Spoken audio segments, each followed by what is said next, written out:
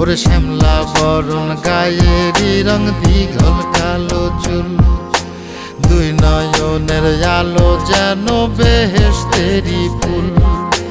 হীরা মন পাখি রে তুই, হীরা মন পাখি, হীরা মন পাখি রে তুই, হীরা মন পাখি।